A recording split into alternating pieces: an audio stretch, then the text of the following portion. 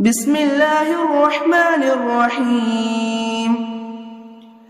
الحمد لله الذي أنزل على عبده الكتاب ولم يجعل له عوجا قيما لينذر بأسا شديدا من لدنه ويبشر المؤمنين الذين يعملون الصالحات أن لهم أجرا حسنا ماكثين فيه أبدا وينذر الذين قالوا اتخذ الله ولدا ما لهم به من علم ولا لآبائهم كبرت كلمة تخرج من أفواههم إن يقولون إلا كذبا فلعلك باخع نفسك على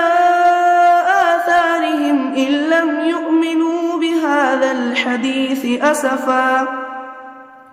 إنا جعلنا ما على الأرض زينة لها لنبلغهم أيهم أحسن عملا وإنا لجاعلون ما عليها صعيدا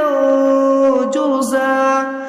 أم حسبت أن أصحاب الكهف والرقيم كانوا من آياتنا عجبا إذ أوى الفتية إلى الكهف فقالوا ربنا آتنا من لدنك رحمة وهيئ لنا من أمرنا رشدا فضربنا على آذانهم في الكهف سنين عددا ثم بعثناهم لنعلم أي الحزبين يحصى لما لبثوا أمدا نحن نقص عليك نبأهم بالحق إنهم فتية آمنوا بربهم وزدناهم هدى وربطنا على قلوبهم إذ قاموا فقالوا ربنا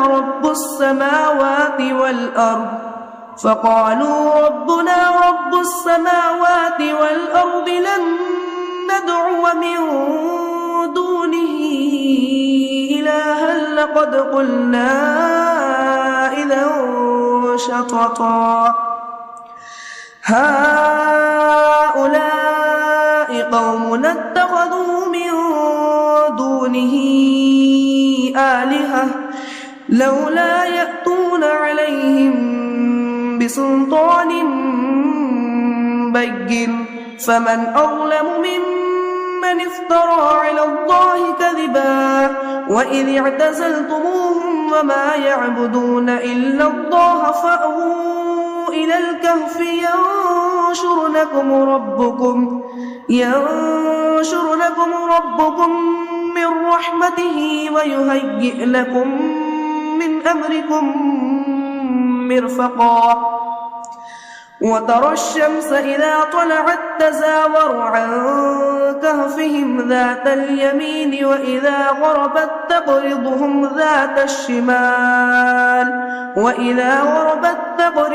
ذات الشمال وهم في فجوة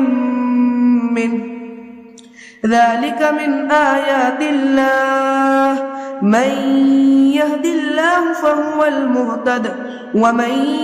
يضلل فلن تجد له وليا مرشدا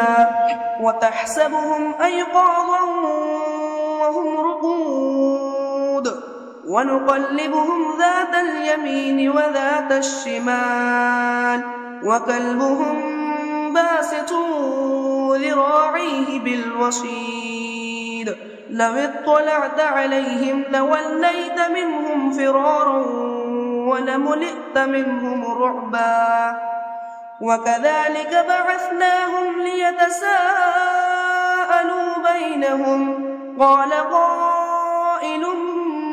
منهم كم لبثتم قالوا لبثنا يوما أو بعض يوم قالوا ربكم أعلم بما لبثتم فابعثوا أحدكم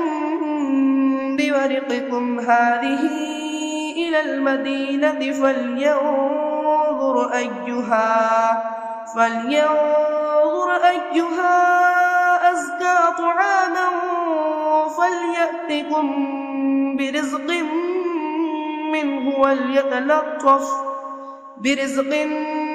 منه وليتلطف ولا يشعرن بكم أحدا إنهم إن يظهروا عليكم يرجموكم أو يعيدوكم في ملتهم ولن تفلحوا إذا أبدا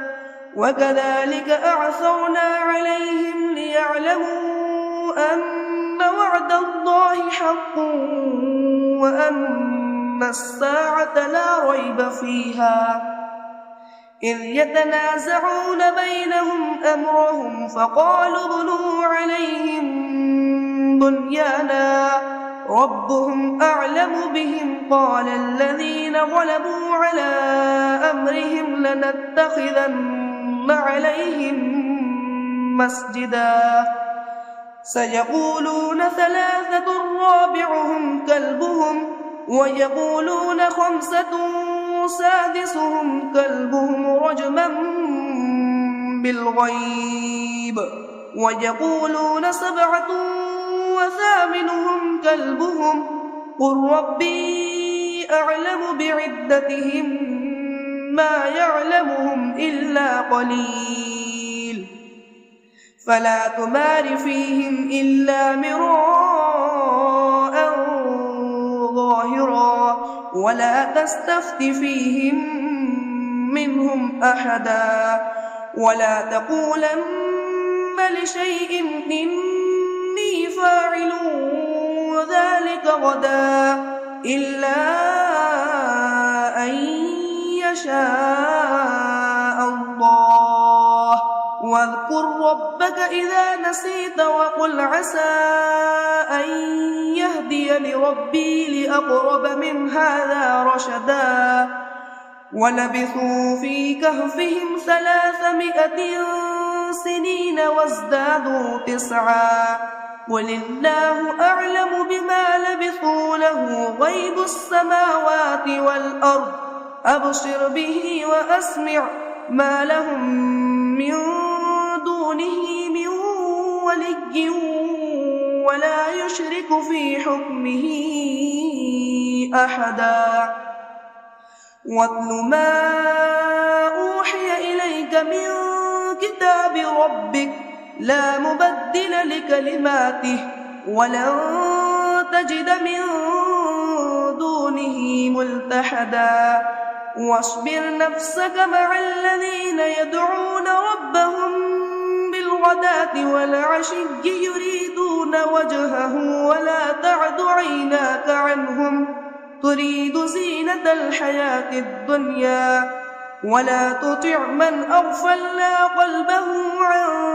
ذكرنا واتبع هواه وكان أمره فرطا وقل الحق من ربكم فمن شاء فليؤمن ومن شاء فليكفر إنا أعتدنا للظالمين نارا أحاط بهم سرادقها وإن يستغيثوا يغاثوا بماء كالمهل يشوي الوجوه بئس الشراب وساءت مرتفقا إن الذين آمنوا وعملوا الصالحات إنا لا نضيع أجر من أحسن عملا أولئك لهم جنات عدن تجري من تحتهم الأنهار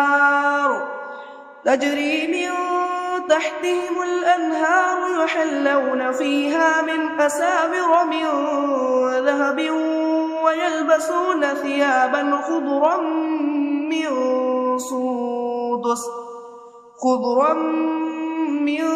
سندس واستبرق متكئين فيها على الأرائك الأرائك نعم الثواب وحسنت مرتفقا واضرب لهم مثل الرجلين جعلنا لأحدهما جنتين من أعناب وحففناهما بنخل وجعلنا بينهما زرعا كلتا الجنتين آتت أكلها ولم تظلم منه شيئا وفجرنا خلالهما نهرا وكان له ثمر فقال لصاحبه وهو يحاوره أنا أكثر منك مالا وأعز نفرا ودخل جنته وهو ظالم لنفسه قال ما أظن أن تبيد هذه أبدا وما أظن الساعة قائمة ولئن رددت إلى ربي لأجدن خيرا منها منقلبا قال له صاحبه وهو يحاوره أكفرت بالذي خلقك من تراب ثم من نطفة ثم سواك رجلا لكن هو الله ربي ولا أشرك بربي أحدا ولولا إذ دخلت جنتك قلت ما شاء الله لا قوة إلا بالله إن ترني أنا أقل منك مالا وولدا فعسى ربي أن يؤتيني خيرا من جنتك ويرسل عليها حسبانا من السماء فتصبح صعيدا زلقا أو يصبح ماؤها غورا فلن تستطيع له طلبا وأحيط بثمره فأصبح يقلب كفيه على ما أنفق فيها وهي خاوية على عروشها ويقول يا ليتني لم أشرك بربي أحدا ولم تكن له فئة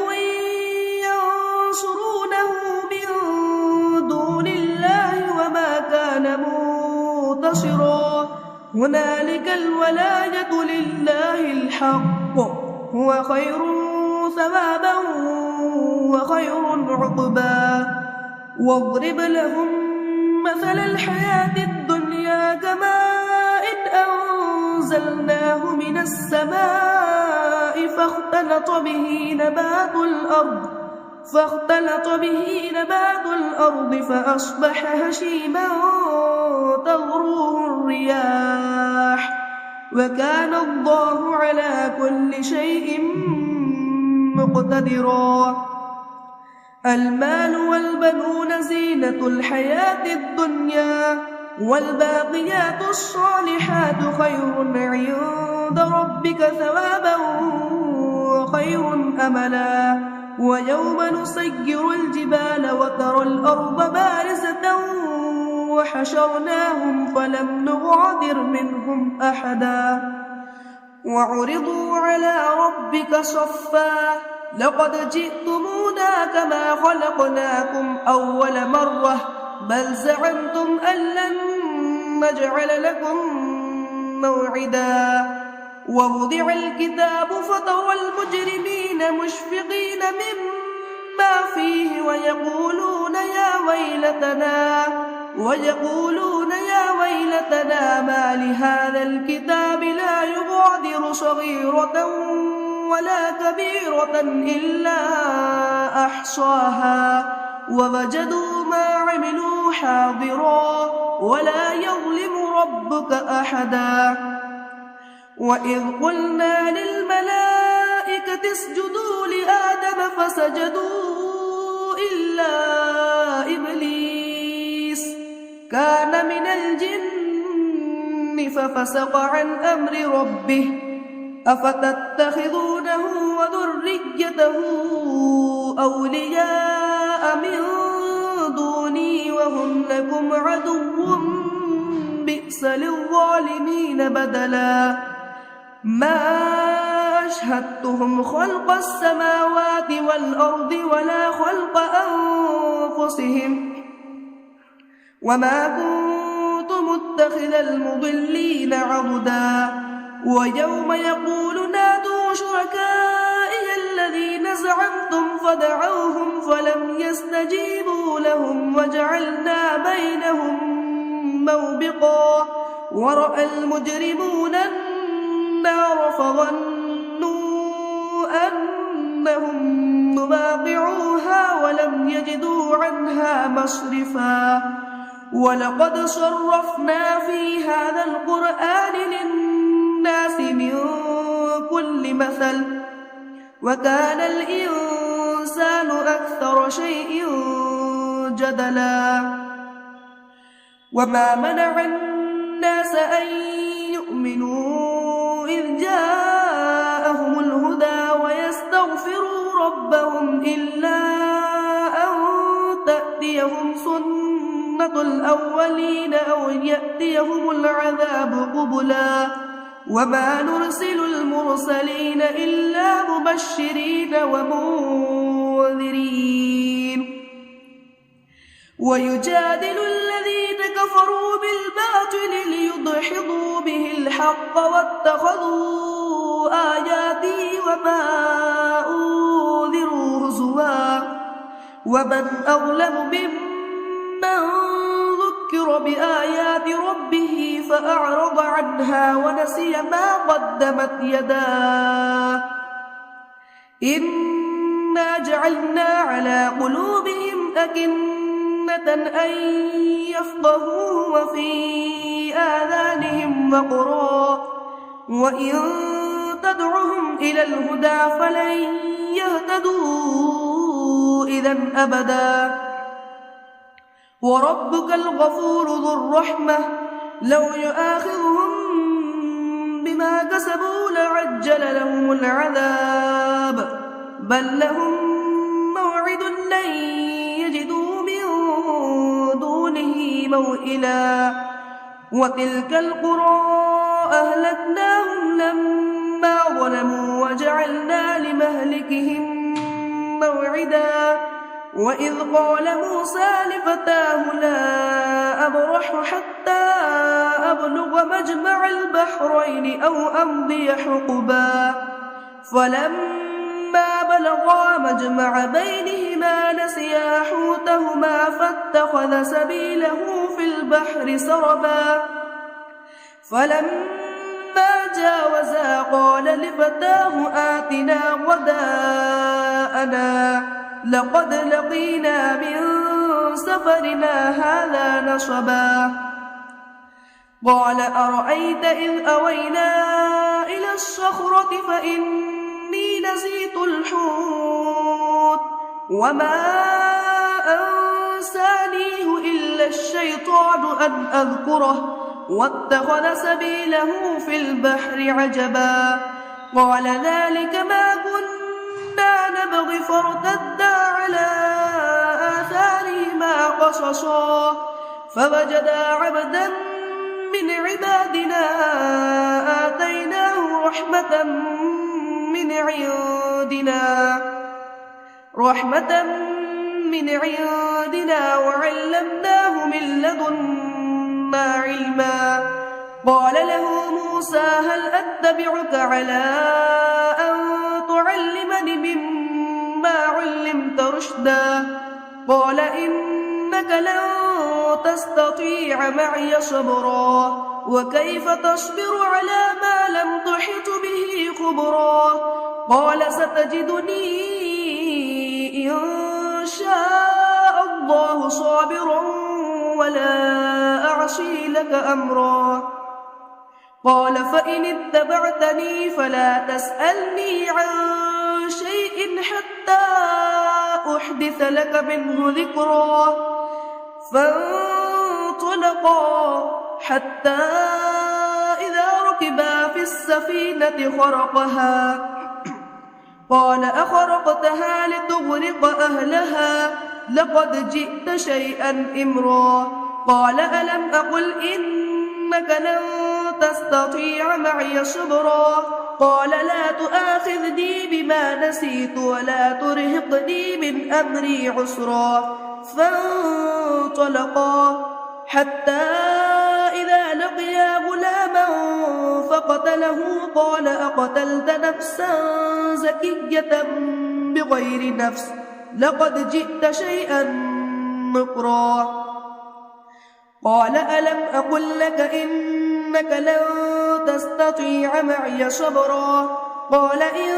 سألتك عن شيء بعدها فلا تصاحبني قد بلغت من لدني عذرا فانطلقا حتى إذا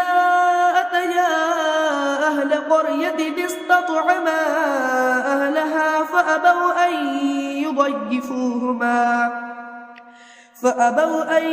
يضيفوهما فوجدا فيها جدارا يريد أن ينقض فأقامه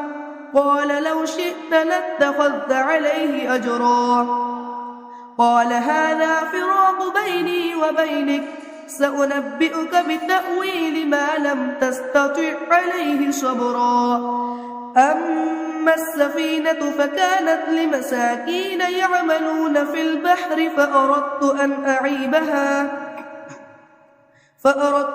أعيبها وكان وراءهم ملك يأخذ كل سفينة غصبا وأما الغلام فكان أبواه مؤمنين فخشينا أن يرهقهما طغيانا وكفرا فأردنا أن يبدلهما ربهما خيرا منه زكاة وأقرب رحما وأما الجدار فكان لغلامين يتيمين في المدينة وكان تحته كنز لهما وكان أبوهما صالحا فأراد ربك أن يبلغا أشدهما ويستخرجا كنزهما رحمة من ربك وما فعلته عن أمري ذلك تأويل ما لم تستطع عليه صبرا ويسألونك عن ذي القرنين قل سأتلو عليكم منه ذكرا إنا مكنا له في الأرض وآتيناه من كل شيء سببا فأتبع سببا حتى إذا بلغ مغرب الشمس وجدها تغرب في عين حمئة ووجد عندها قوما قلنا يا ذا القرنين إما أن تعذب وإما أن تتخذ فيهم حسنا قال أما من ظلم فسوف نعذبه ثم يرد إلى ربه فيعذبه عذابا نكرا وأما من آمن وعمل صالحا فله جزاء الحسنى وسنقول له من أمرنا يسرا ثم أتبع سببا حتى إذا بلغ مطلع الشمس وجدها تطلع على قوم لم نجعل لهم من دونها سترا كذلك وقد أحطنا بما لديه خبرا ثم أتبع سببا حتى إذا بلغ بين السدين وجد من دونهما قوما لا يكادون يفقهون قولا قالوا يا ذا القرنين إن يأجوج ومأجوج مفسدون في الأرض فهل نجعل لك خرجا على أن تجعل بيننا وبينهم سدا قال ما مكني فيه ربي خير فأعينوني بقوة واد أجعل بينكم وبينهم ردما آتوني زبر الحديد حتى إذا ساوى بين الصدفين قال انفخوا حتى إذا جعله نارا قال آتوني أفرغ عليه قطرا فما استطاعوا أن يظهروه وما استطاعوا له نقبا قال هذا رحمة من ربي فإذا جاء وعد ربي جعله دكا وكان وعد ربي حقا وتركنا بعضهم يومئذ يموج في بعض ونفخ في الصور فجمعناهم جمعا وعرضنا جهنم يومئذ للكافرين عرضا الذين كانت أعينهم في غطاء عن ذكري وكانوا لا يستطيعون سمعا أفحسب الذين كفروا أن يتخذوا عبادي من دوني أولياء إنا أعتدنا جهنم للكافرين نزلا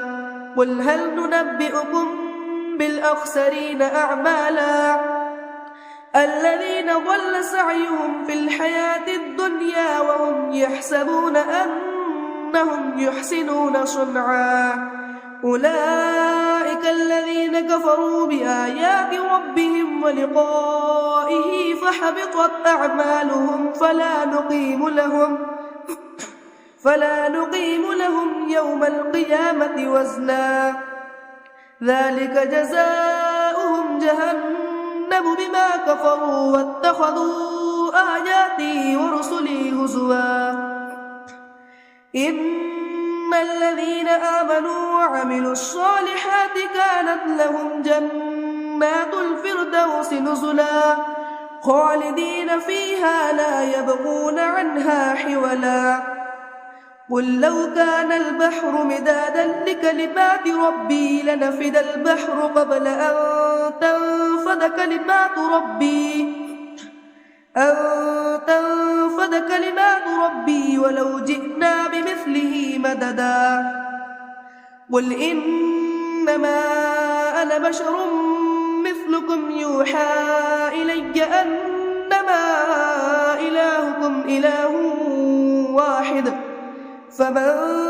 كان يرجو لقاء ربه فليعمل عملا